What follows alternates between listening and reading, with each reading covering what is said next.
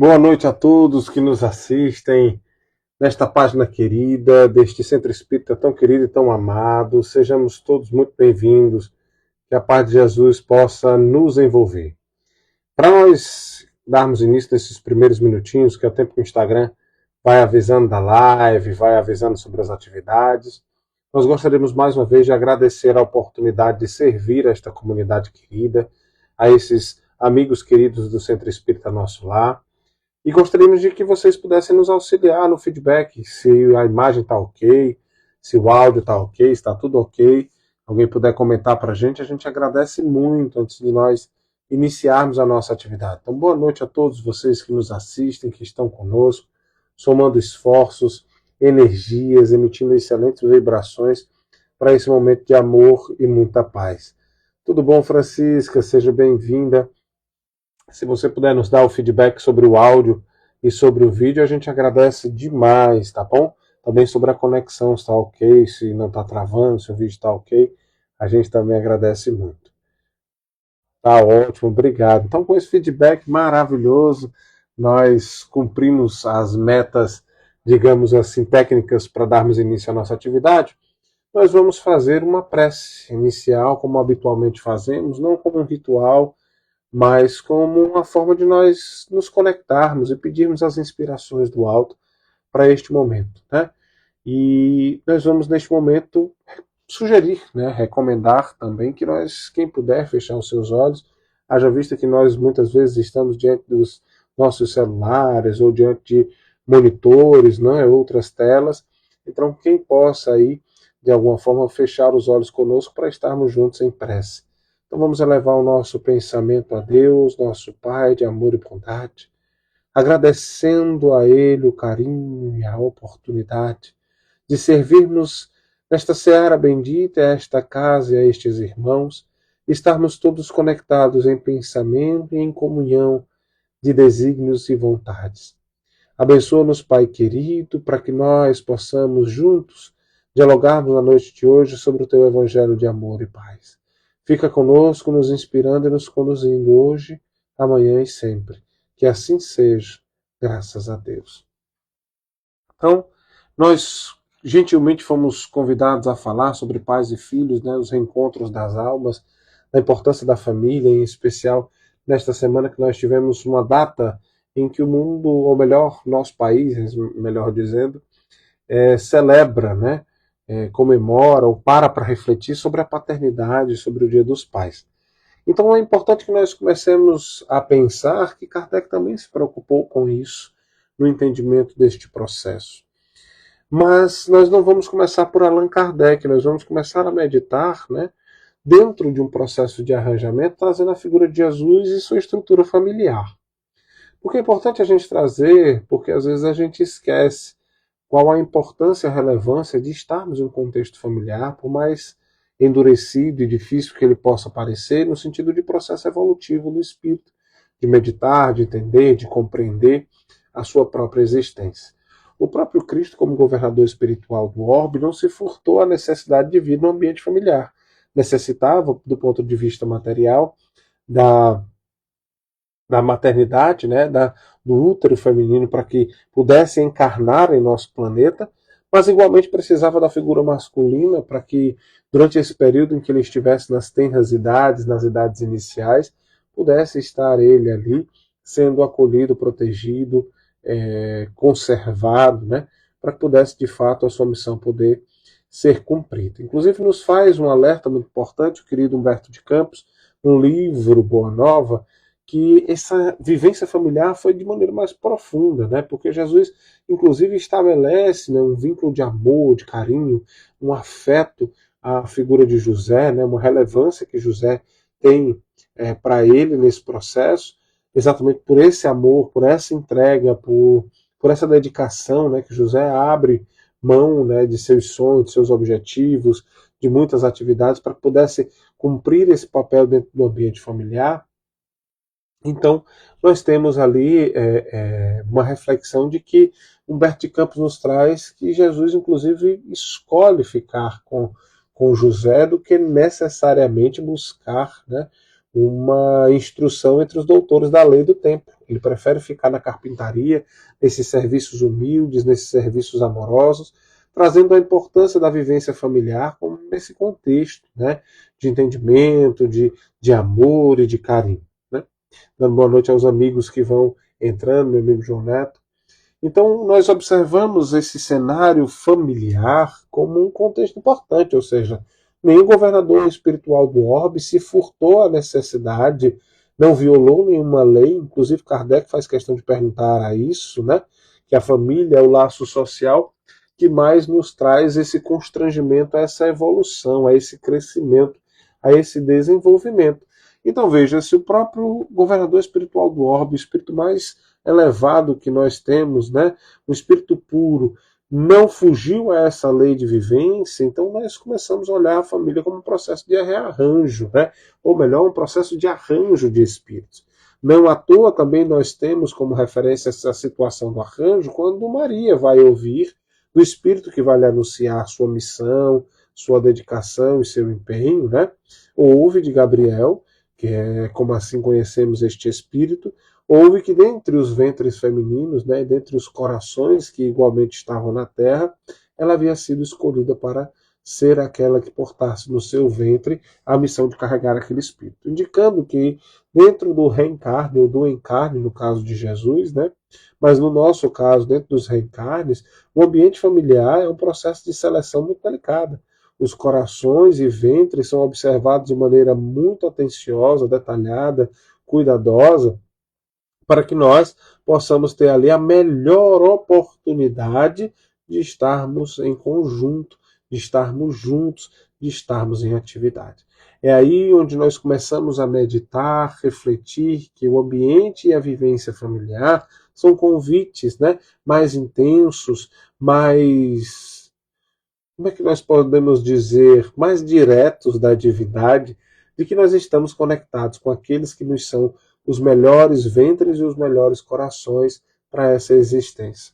É nesse sentido que, de uma certa forma, nos traz um certo consolo, um certo conforto, porque por mais endurecido que possa parecer o ambiente onde nós estejamos inseridos, ele é o melhor onde nós temos que exercitar as leis divinas, ou seja, quem sabe essa dificuldade, essa dureza, essa dor, essas angústias não são convites exatamente para a gente aceitar o perdão, o amor, a compreensão, a leveza.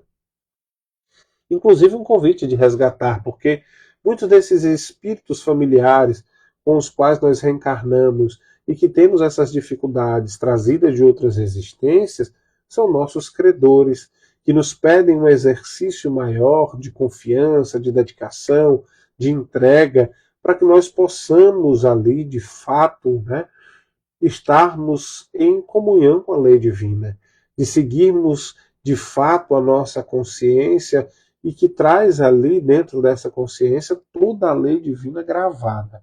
É por isso que a vivência familiar não é uma vivência qualquer, é uma vivência importantíssima, é uma vivência onde nós todos vamos perceber que aqueles reencontros são colocados de maneira muito bem planejada. Vamos trazer dois exemplos, né, que nós vamos encontrar no livro Entre a Terra e o Céu, salvo engano, né, e o outro nós vamos encontrar no livro Ação e Reação, que são dois livros do nosso querido André Luiz. Entre a Terra e o Céu nós vamos ver, né, uma situação bastante interessante, porque uma mulher era casada, ela possuía 2 filhos neste casamento, uma menina que já estava entrando na sua adolescência e um menino que ele tinha por volta dos seus 8, 9 anos de idade. Então era um casal de filhos, né? E ela acaba desencarnando. Por outras relações de outras existências, o marido, né, aquele que permanece como viúvo, ali estava, ele já tinha uma relação de outras existências com uma pessoa, mas na verdade ele tinha um vínculo, né? A pessoa que nutria por ele um amor e que olhava, né, muitas vezes desejosa de ter uma oportunidade de estar com ele, de semear o amor, de estreitar os laços, né, de criar ou vincular-se, né, de maneira definitiva no matrimônio. Então, a partir da viuvez, essa mulher que ficou, trabalhava junto com ele, veio uma oportunidade de aproximar-se. é aí que ela vai e enlaça-se junto a este homem. Mas é interessante dizer que até o momento a mãe que havia desencarnado em nenhum momento ia interferir no processo. Ela vai interferir quando ela começa a observar que essa que assume o papel de madrasta, né, ela começa a ter ciúmes do filho mais novo. E de tal forma ela vai criando um sentimento endurecido de competição por estas crianças e pelo afeto daquele que ele era o marido, até porque o filho lhe exigia uma maior presença por conta exatamente da orfandade, né? Então, essa mãe, no plano espiritual, começa a ficar preocupada porque a madrasta começa a ter ciúme de todo esse contexto. Não à toa, ela também percebe que a madrasta cria uma situação para que o menino acabe desencarnando. Quando eles vão a banhar de mar, imaginando que, né, esse banhar de mar, a criança não sabia nadar na plenitude, né, e acabava que, ao ir mais profundamente no mar, a criança acabou desencarnando. A mãe vendo a cena, vendo ali, na verdade, a negligência da madrasta, uma negligência planejada, idealizada, para que aquele objetivo de perder aquele menino, né, daquela competição de afeto fosse importante naquele contexto para ela, vendo toda essa estrutura arquitetada, né, e essa execução igualmente, a mãe desencarnada passa a obsidiar a madrasta. E que gera um enlace, um vínculo profundo em que a madrasta acaba adoecendo. É aqui onde nós começamos a perceber que nossas ações elas geram reações. Nossas ações elas vão impactar na vida dos outros. Nós não podemos imaginar que nós estamos imunes. Que simplesmente ao agir a gente não vai gerar relações de obrigatoriedade uns com os outros ou necessidade de reparação uns com os outros. É importante dizer que a mãe, igualmente que obsedia, procura fazer a justiça com as próprias mãos. Uma falsa ideia que nutrimos dentro de nós de que, às vezes, diante da justiça divina, nós não vamos ver a justiça ser feita.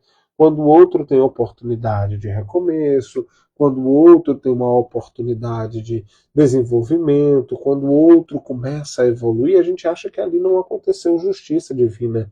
A gente quer porque quer que a justiça seja o saciar de nossa compreensão do que vem a ser justiça. Então acaba se executando aí uma ideia de fazer justiça com as próprias mãos. É um momento doloroso e difícil dos espíritos neste momento, em que nós começamos a perceber que muitos entram por esse viés doloroso e difícil de imaginar que só se sentirão saciados, só se sentirão aliviados, só se sentirão de fato, né, plenos quando a justiça tiver sido feita da forma como se compreende a si mesmo, não como a forma divina, do que é vencer de justiça. Então essa mãe passa a obsidiar essa madrasta, a gerar-lhe enfermidades, dores, ao ponto dela estar acamada e quase desencarnada. É aqui que nós começamos a perceber que a profundidade das relações e como elas se estabelecem vão para além das impressões também visuais, né? Imagine que num contexto onde uma criança havia perdido a mãe, ganha uma madrasta, adapta esse novo ambiente e depois perde o irmão, imaginemos que essa jovem que ficou na adolescência agora começa a ver essa madrasta definhar. Então ela vê toda a estrutura que lhe foi criada, todas as ideias que lhe foram criadas, começarem a ruir, a adoecer e a sofrer. É aqui que a gente começa a entender a importância também do coração evangelizado. Porque o coração evangelizado, diferentemente do coração que apenas conhece a lei, mas não lhe põe em prática, ele não vai só colocar para fora, ele não vai só falar, ele de fato vai sentir, ele vai vibrar, ele vai ecoar, ele vai reverberar, ele vai proceder, por exemplo, na prece, no processo de transformação do espírito na sua plenitude. É aqui onde a gente entra num ponto em que essa jovem, de fato, lembra-se do qual é o caminho para aliviar essa dor, para aliviar essa angústia, para aliviar esse sofrimento em que ela se encontrava. Ela recorre à prece. Então, quando ela recorre à prece, ela faz uma prece tão sentida, tão profunda, tão intensa, porque ela está vendo toda a sua estrutura familiar desfazer-se. As estruturas que são recentes, como a relação com a madrasta, também desfeita. A relação profunda com o irmão, com a mãe, também desfeitas pelos laços da morte. Então, aquela tristeza profunda da jovem, ela acaba sendo sentida pela espiritualidade amiga. Inclusive é quando a gente aprende o conceito sobre prece refratada, que ela consegue varar os céus, ela consegue varar as esferas mais altas. E ela faz uma prece muito singela, muito simples. E de maneira resumida, nós podemos aqui colocar, ela coloca-se assim: meu Deus, que eu não perca mais uma mãe. É aqui onde o ponto dessa vivência dela, dessa dor dela, também consegue tocar a sua mãe desencarnada, que era a obsessora e a causadora daquele sofrimento. É a partir dessa prece, é a partir desse cenário, que a espiritualidade vai auxiliar e socorrer, porque vai esclarecer a obsessora, a mãe, que estava no plano espiritual. Ela, ao perceber a profundidade dos seus erros e que suas ações, ao invés de fato estarem trazendo a justiça, estavam gerando mais dor e sofrimento aos corações amados, desiste do processo obsessivo, passa a ajudar no restabelecimento da madrasta, auxilia nesse restabelecimento, mas aí ela se lembra do filho que havia desencarnado. E aí ela pede ao instrutor e pede a André Luiz a oportunidade de que aquele filho pudesse mais uma vez reencarnar. Ela ouve uma pergunta que nós precisamos meditar. Uma pergunta que é profunda, uma pergunta que é intensa, uma pergunta que nos coloca exatamente nesse processo de entendimento sobre as relações de pais e filhos, dessa relação exatamente da família, dessa estrutura familiar. Ela ouve a pergunta de que quantos corações amigos ela deixou semeados na terra para que pudessem receber e acolher o filho amado em mais uma oportunidade. Em quantos corações ela semeou de fato a essência e a vivência dessa fraternidade. Trazendo para a gente a compreensão de que a família é exatamente um processo de construção de laços. É exatamente um processo de transformação de relações. É claro que aqui não é com o objetivo, e as pessoas criam essa falsa ideia, e aí é um paradigma que nós precisamos vencer e romper dentro do que se imagina o espírita. Não é que o espírita abrace o sofrimento e vá morrer com ele, mas ele consegue olhar para esse sofrimento, para essa vivência com maturidade, com sobriedade, com equilíbrio. É muito importante isso. É muito importante que nós possamos meditar sobre esse cenário, olhando para essas personagens e entendendo nessa pergunta que ela recebe que, de fato, nós precisamos ter, mesmo que minimamente, um estreitamento de laços de fraternidade, com amor, com respeito, com carinho, com afetividade. É importante a gente colocar isso. É importante a gente colocar que essa vivência da estruturação familiar é uma oportunidade destes núcleos e destes espíritos que ali estão relacionados, que estão envolvidos, que estão engajados, que estão comprometidos com a lei divina, de que eles possam meditar. Será assim, ao retornar para o pátria espiritual, eu vou continuar sem semear? Porque nós esperamos muito receber. É por isso que é importante a gente dizer que quando nós observamos, por exemplo, a oração de São Francisco, ele vai dizer para a gente que é onde houver o ódio que nós levemos amor. Onde houver ofensa, que a gente leve o perdão. Onde houver a dúvida, que a gente leve a fé. Onde houver o ódio, que a gente leve o amor. E o primeiro lugar onde nós somos convidados a meditar sobre isso, às vezes, é a nossa família. É por isso que nós precisamos entender que essa oportunidade da vivência familiar é exatamente uma análise sobre as necessidades daquele agrupamento espiritual. Daqueles espíritos que ali se conectam, daqueles espíritos que ali se relacionam, quais são as necessidades evolutivas de cada um deles. No que precisa ser aperfeiçoado, no que precisa ser acrescentado, o que precisa ser talhado, esculpido, melhorado, desenvolvido.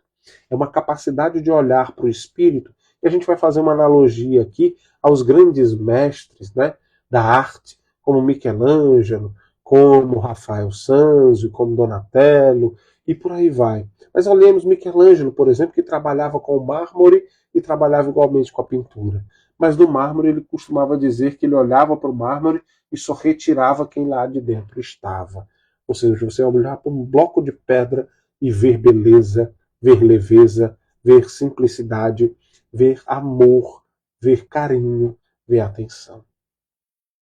É igualmente um exercício que a gente precisa fazer, porque é assim que os Espíritos fazem conosco quando nos ajudam neste planejamento da estrutura familiar. É a capacidade de olhar para a gente e dizer assim, nessas conexões, nesses restabelecimentos, nessas relações que vão ser criadas ou que vão ser oportunizadas a partir desta vivência familiar, nós olharmos para os espíritos embrutecidos ou endurecidos e vê-los ali luminosos, vê-los anjos, como bem nos coloca a música do grupo Acordes, né? Um dia todos nós seremos anjos. E aí a necessidade do trabalhar, a necessidade do acreditar, a necessidade de investir pacientemente. É por isso que nós temos uma obra belíssima, olha, muitas obras belíssimas de romances de Emmanuel, né? Mas uma delas que é o livro Ave Cristo, que é a capacidade, como pai do quinto varro, observar e dizer assim, por mais que meu filho permaneça na zona umbralina, não como reflexo de minha má educação, não como reflexo da minha imperfeição, não como reflexo de minha limitação, não como reflexo da minha última reencarnação com ele, quero retornar porque vejo nele a possibilidade de ali o evangelho ecoar. Vejo nele ali a possibilidade deste evangelho brilhar. É por isso que a gente traz a referência de André Luiz do livro Ação e Reação. Porque ele diz que essas conexões e essas relações que nós vemos na estrutura de hoje, elas às vezes são planejadas com séculos de antecedência. Imaginemos, para que nós possamos ter a vivência hoje que nós estamos tendo agora, nós temos no mínimo alguns séculos de planejamento. É por isso que nós temos que imaginar que nós temos que dar o nosso melhor agora. Acreditar nesse agora. Viver esse agora com a sabedoria, com a leveza, com o evangelho, acreditando neste processo. Porque se nós não fizermos isso, nós não temos esse otimismo, nós não acreditaremos nesse processo de transformação. Isso quer dizer que ele vai ser fácil, que ele vai ser leve, que ele vai ser suave? Não, ele não vai ser. Porque é exatamente como nós colocamos. Esse planejamento dessas relações, desses envolvimentos dos indivíduos uns com os outros, nem sempre é um processo de vivência ou de relação harmônico. Porque exatamente nesse processo do choque, como o cinzel, o martelo, ao baterem no mármore, eles fazem choque, geram energia, mas igualmente tiram pedaços. Para que se chegue ali moldando aquela obra de arte belíssima. Quão belo é vermos, por exemplo, o Davi de Michelangelo ou a própria Pietà, que são suas obras de esculturas mais conhecidas. Quão belo é. Mas nós não imaginamos o trabalho. Por exemplo, o Davi de Michelangelo é uma figura, uma estátua de 5 metros de altura, de um bloco que muito provavelmente era maior do que esses 5 metros de altura.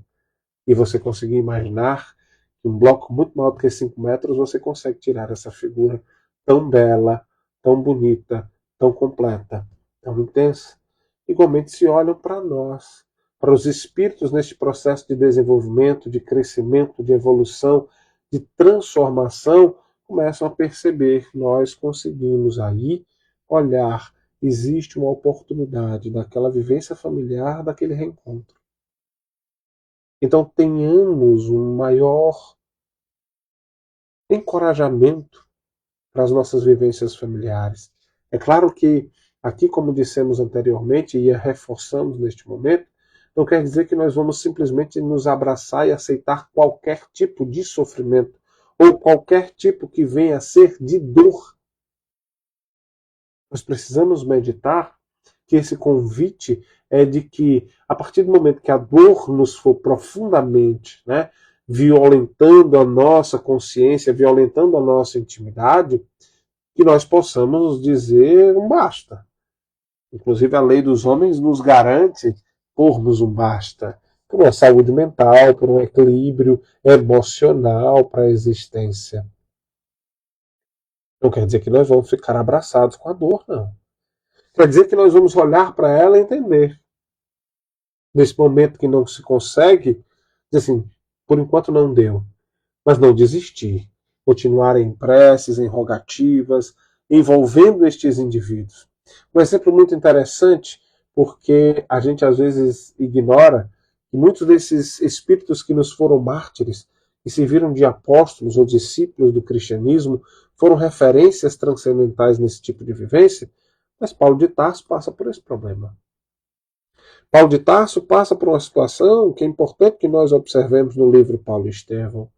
Ele tem um reencontro com o pai após sua conversão, o pai na esperança de que ele volte a ser o menino brilhante que ele queria que fosse, para que ele pudesse voltar ao Sinédrio e ser o doutor da lei que ele tanto esperava, tanto amava, tanto queria, tanto imaginava, tanto desejava.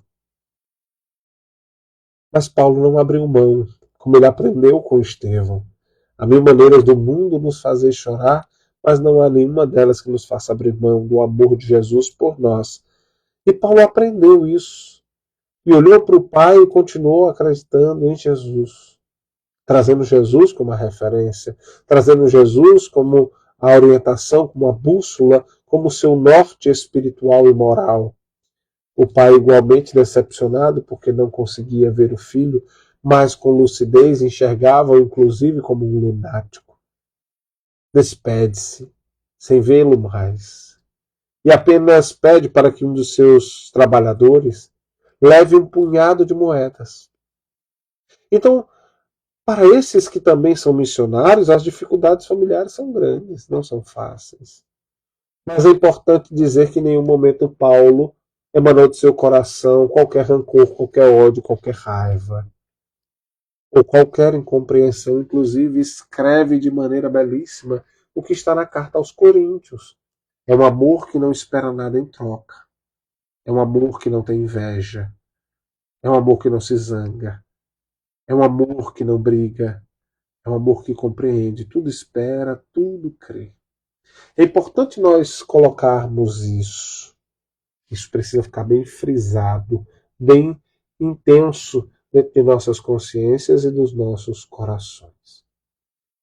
Então, essa vivência familiar é esse convite a um apostolado.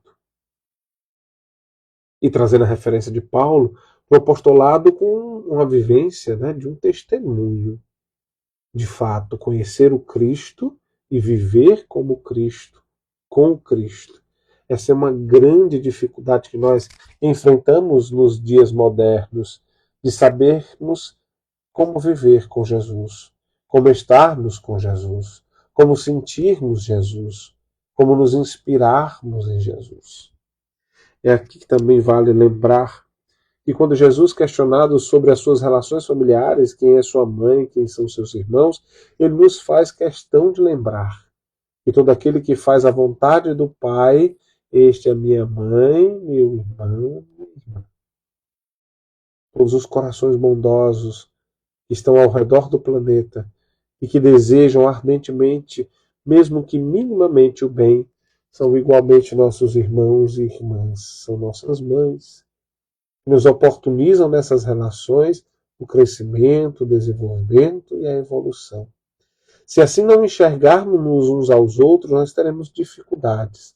É claro que a gente sabe que num momento onde tudo é amplificado a partir das redes sociais, das relações, inclusive o próprio distanciamento permite que a gente faça recortes e observações de recortes uns dos outros, é interessante que nós nos coloquemos a meditar. Será se nós, de fato, exercitamos o Evangelho ou nos preocupamos muito mais em evidenciar aquilo que nos incomoda, que nos causa dor, que nos causa constrangimento, que nos causa sofrimento? Será se de fato a gente consegue olhar para si mesmo e se transformar e se melhorar, conseguir perdoar, sarar as nossas feridas emocionais internas, respondermos, superarmos os traumas, ou nós apenas nos colocamos a elaborarmos listas infindáveis de defeitos, erros, problemas e situações que nos colocam diante de muitos questionamentos. É importante a gente dizer que se nós não fôssemos capazes de superar, ou não fosse importante, ou não fosse o nosso melhor, não estaríamos no contexto que estamos. Talvez um convite a uma vivência moral de fato, sem ser só falada, a uma vivência moral em que nós conseguimos executar aquilo que nós pregamos, colocamos ou estudamos, a gente talvez tenha uma chance de conversão maior. Porque o convite a pregar é para dizer, se necessário, usar as palavras. Essa relação familiar é um convite também a nos avaliarmos. Porque nós temos a falsa ideia de uma simetria em que todos receberam igual. Portanto, todos serão cobrados iguais. Não é verdade. Nós não recebemos igualmente e não seremos cobrados. Não seremos cobrados da mesma forma. Seremos de acordo com aquilo que possuímos. Tanto é que a parábola dos talentos, um recebe 5, outro 3, outro 1. Porque a cada um de nós, segundo as nossas possibilidades de multiplicação. Aí onde entra um grande problema que nós enfrentamos. Porque as redes sociais nos trazem uma falsa ilusão de vivência relacional uns com os outros. Eu passo a desejar a família do outro.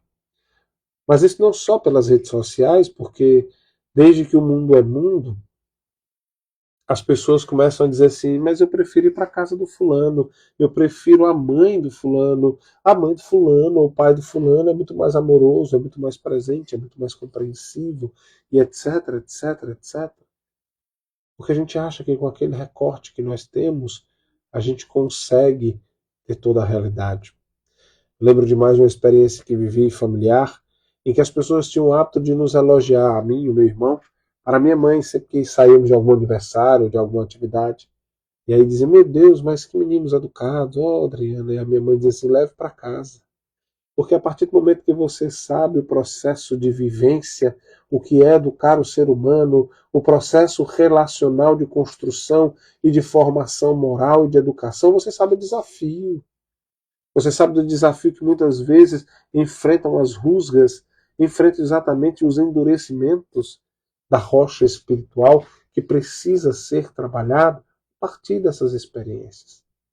Portanto, não fazer bom uso, não entendermos essas relações de pais e filhos como uma excelente oportunidade de crescimento, nos traz exatamente uma compreensão errônea do que vinha a ser a reencarnação, porque se ela é a nossa melhor oportunidade de evolução e de crescimento, portanto, grato deveríamos estar pela nossa oportunidade de aqui reencarnar, com estes seres, com estes espíritos. Talvez seja por isso, por ausência de gratidão, que às vezes o fardo possa se transformar um pouco maior, possa parecer maior, ou mais difícil, ou intransponível, porque sem a prece, sem o exercício dessa compreensão e sem um desejo sincero e honesto para que o outro também encontre sua paz e viva sua paz, a gente não consiga avançar. A gente fica preso, endurecido, preso, cansado. É importante dizer,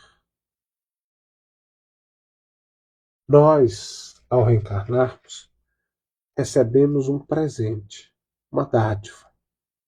Recebemos igualmente o nosso talento. E vale lembrar que nós não seremos cobrados só pelo que fizermos. Seremos cobrados também sobre o que aprendemos ou deixamos de aprender naquele contexto familiar que nós fomos inseridos e colocados. Quanto pagaremos? O preço? A gente não sabe. Por isso que é importante a gente se exercitar para compreender o Evangelho de maneira mais humana, mais compreensível, de maneira mais amorosa e pô-lo em prática. Porque o convite familiar é um convite a isso. Voltando ao exemplo de Jesus, nós vemos ali uma menina de 13 para 14 anos, que é a idade em que Maria se prepara para o casamento, abre mão de seus sonhos, de sua juventude, para que se serva. E se colocar nesse processo de aprender, como igualmente José aprende ali um compromisso, de que mesmo não lhe sendo filho, também precisa do seu empenho, da sua dedicação, da sua entrega. Precisa que ele ali compreenda a importância de uma estrutura familiar. É por isso que nós temos tantos exemplos positivos, tantos exemplos que nos convidam, de fato, a olharmos para as nossas estruturas de uma maneira diferente. Por isso não podemos abrir mão de um dos aspectos de nossa doutrina, o aspecto filosófico.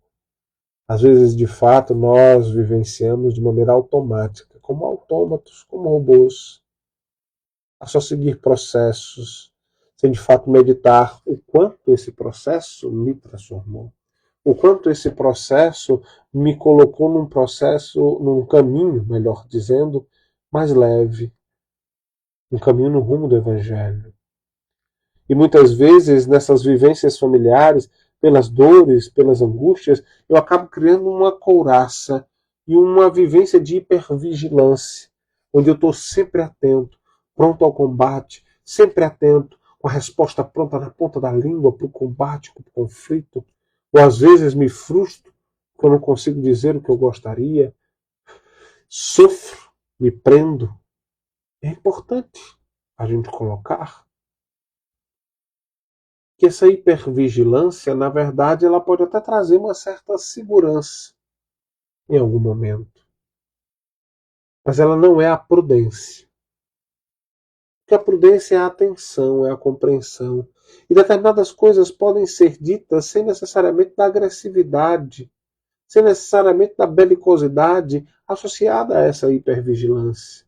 As coisas podem ser colocadas à mesa, podem ser discutidas, conversadas uns com os outros. Até para que o outro saiba o limite de suas ações, saiba como ele toca. E não só pela dor, mas também pelo amor. Porque esquece-se. Esquece-se quando se observa figuras muito fortes na família. Não, fulano é muito forte. Ali é uma rocha, ali é uma solidez, é a base estrutural da família. A gente esquece de dizer eu te amo. Obrigado. Por favor. A gente esquece da sutileza do amor, a gente esquece da sutileza do carinho, das oportunidades que dentro desse processo de construção nós fomos chamados a trazer a leveza. Nós esquecemos do quanto o nosso olhar é capaz de transformar. Não é à toa que é esse mesmo olhar que consegue trazer vários espíritos a um processo de transformação a partir de Jesus. Com um sorriso, com um olhar, com um carinho, com um abraço, com uma vivência harmônica. Então meditemos na compreensão e no alcance do que vem a nos colocar a família, do que vem a ser a família, como porta, como ferramenta, como um instrumento de desenvolvimento, como um instrumento de crescimento, como nosso instrumento próprio de evolução. É importante que nós não esqueçamos. A família, ela não é para construção de inimizades. É para solução dos problemas. É para evolução. Alguns de nós não conseguimos entender isso, compreender isso, ou ver que a família é para isso. Nós muitas vezes queremos enxergar a família apenas como se nós fôssemos abandonados, esquecidos. E alguns que enfrentam essa vivência do desgarrado, do diferente, precisam entender que talvez tenham reencarnado, porque a capacidade de amar é tão grande, de dar é tão grande, que o outro será surpreendido ou convidado a refletir exatamente por este mesmo amor. Por isso que muitos são os filhos que às vezes são rejeitados, esquecidos, não tão bem tratados, que à medida em que o tempo vai passando, o envelhecimento dos seus genitores ou dos seus familiares, são esses mesmos que retornam para o cuidado afetivo, amoroso. Porque não foi o abandono, o maltrato, a grosseria ou a dureza que lhe moldou o caráter. Esse caráter já vem do Espírito. E igualmente não lhe moldou o sentimento de amor. Foi esse amor que foi capaz de transformar, de inspirar e de garantir esta oportunidade de reencarnar. É por isso que reencarnar não só rima, mas como é uma forma diferente, ou melhor, a forma correta de se vivenciar o amar. Amai-vos uns aos outros. Exercitemos isso a partir de nossas famílias. Não será fácil, ou às vezes é até fácil, porque alguns de nós também recebemos familiares amorosos, gentis, compreensivos, que nos inspiram, que nos incentivam. Quem de nós não tem aquele primo, tio, irmão, pai, avô, mãe, que sempre olha com coragem, com carinho, que pensa, que nos coloca em suas preces, em suas rogativas? Então a família também é um momento também de celebrar esse amor, de sentir e se permitir ser amado.